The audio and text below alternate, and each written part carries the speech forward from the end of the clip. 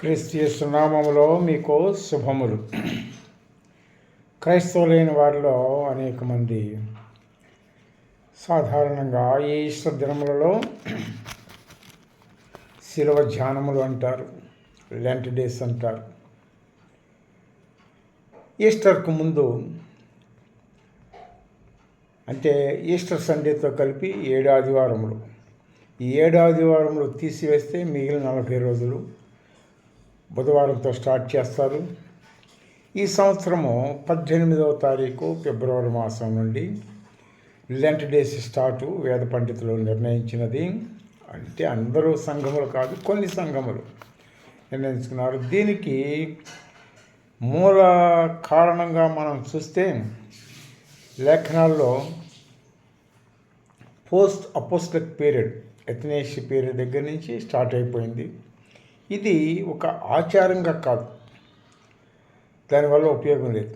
కానీ వాళ్ళు ఏమిటంటే ఒక నిర్దిష్టమైన టైం ఈస్టర్ వస్తుంది కాబట్టి ఈ దినముల్లో ఒకసారి ఎవరి ఆత్మను వాళ్ళు రివైవ్ చేసుకోవటానికి, దానికోసం ఎవరి మటుకు వాళ్ళు పరీక్షించుకోవటానికి ఈ సమయాన్ని ఉపయోగించుకుందాము అని కొంతమంది పెద్దలు, దైవజనులైనటువంటి వాళ్ళు, ఇరేనియస్, తెర్తులియన్ వీళ్ళందరూ కలిసి ఆ దినములలో వాళ్ళ పీరియడ్స్లో వాళ్ళు నిర్ణయించారు. దాన్ని ఆ సంఘము అపోస్తల తర్వాత అపోస్తల శిష్యుల వచ్చిన కాలం అన్నమాట. ఇది వాళ్ళు ఆచరణలో పెట్టారు.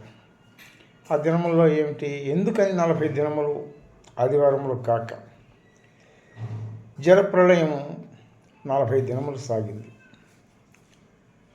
అంటే టెస్టింగ్ పీరియడ్, జడ్జిమెంట్ పీరియడ్. సీనాయి పర్వతం మీద మోషే 40 దినములు దేవునితో గడిపాడు, ధర్మశాస్త్రం తీసుకొని వచ్చాడు. ఇశ్రాయేలీలు కనానును వేగి చూడమని పంపించినటువంటి గూఢచారులు 12 మంది 40 దినములు వాళ్ళు.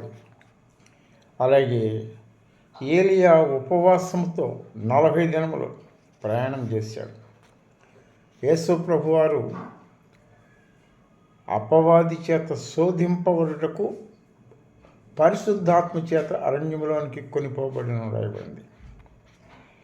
అలాగే పునరుద్ధానం అయిన తర్వాత యేసు ప్రభువారు అంటే ఈస్టర్ సండే దగ్గర నుంచి 40 దినముల లోపల 12 మార్లు కనపడ్డారు. ఆ 40 దినముల తర్వాత ఆరోహణం వెళ్ళిపోయారు అన్నమాట.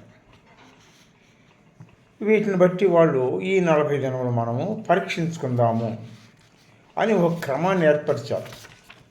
అంతేగాని ఇది బైబిల్లో ఎక్కడా లేదు. కానీ ఎవరి యొక్క ఆత్మ పరిశీలన కోసం దేవుని సన్నిధిలో వాళ్ళు తమను తాము పరిశీలించుకొని దేవునికి సమీపంగా రావటానికి వాళ్ళు ఏర్పరచుకున్న క్రమం అది అలాగా కొనసాగుతూ వచ్చింది. ఈ దినమునకు కూడా అనేక డినామినేషన్స్లో కొంతమంది లెంట్ డేస్ అనకపోయినా, లేకపోతే శ్రమ దినాలు అనకపోయినా, కొంతమంది శిలువ ధ్యానాలు అంటూ ఉంటారు. ఏది ఏమైనప్పటికీ ఎక్కువ ప్రార్థనలో గడుపుతారు. ఈ సీజన్లో 40 దినములు మండల కాలము అంటారు.